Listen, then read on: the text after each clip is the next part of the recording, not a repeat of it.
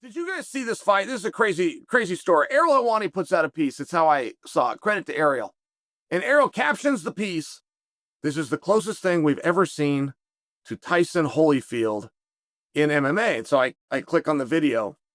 Two big guys. They're in a cage, and it happens pretty fast, which is, the guy spits the mouthpiece out and goes and bites the other guy's ear. Starts a mini riot within the arena, and a pretty beautiful promotion, by the way. Like, this was pretty well attended, and biting a guy's ear. Are you trying to hurt the guy? Are you you're a caged animal, and you're gonna fight to the death? Or are you trying to get out of the fight? Because you're gonna get disqualified. You know you're gonna get disqualified. And so is it? Can't be controlled. Or is it a quitter? Because if it's a quitter, this guy quit pretty quick. I mean, there wasn't a lot going on in this fight, and all of a sudden the mouthpiece is out, and he's locked out. He's chewing on his ear. And I don't know the answer. It's one of these interesting things. Like, the guy did seem like a pretty legitimate, scary guy. But he knew he was going to get disqualified. He knew that the fight was going to be over. What is it that he felt in the fight that got him so worked up so fast? When Mike Tyson bit Evander Holyfield's ear, it appeared pretty clear to us, the audience, to the point that Mike really never had to give an explanation. We all kind of knew what happened. Mike got frustrated. Mike was losing the fight. Evander was hurting Mike. Within the rules, Mike wanted to hurt Evander, and he needed to go outside of the rules to do it. Okay. Like it or not, but that was pretty straightforward what happened. I don't think that Mike was trying to get disqualified. I don't think that Mike cared, but I don't think that Mike was wimping out of a fight. I think he genuinely was trying to hurt this person who was hurting him, and he was willing to go outside of the rules to do it fair, right? Is that your guys' interpretation? Great. I mean, it's 20 years ago or 30 years ago, and that seems right. Okay. So I saw another one. Allegedly, Matt Lindland. Allegedly, Matt Lindland bit Keith Saraki's ear. Now, this is in the final wrestle-off for the 2000 Olympic team. So, Matt, when he allegedly bit his ear, damn sure was not trying to get disqualified.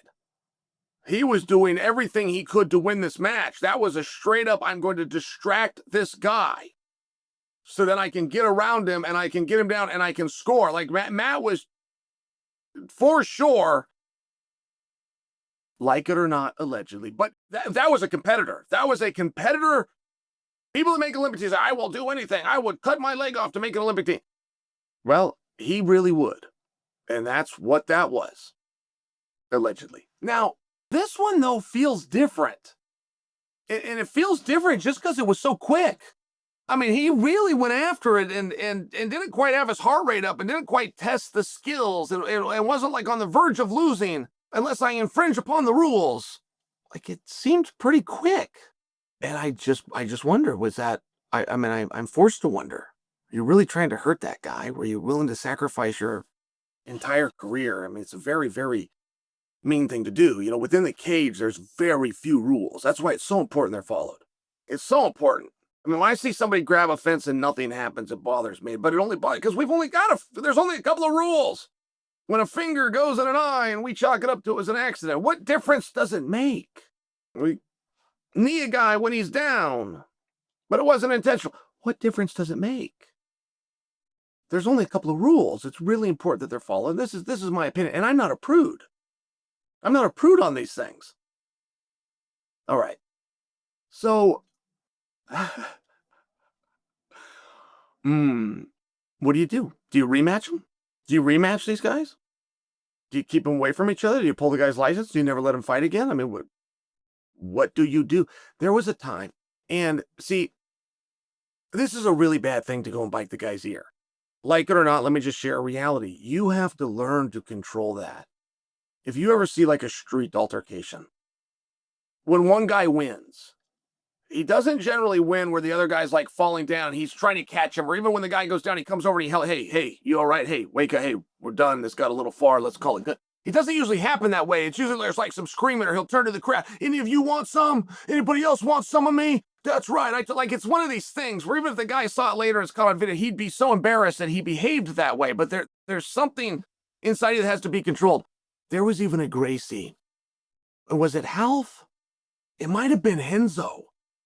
But I mean, it was a Gracie, like the ultimate professionals. It was very early on in MMA, and they finished a guy. They choked him out and then stood up and stepped on the guy.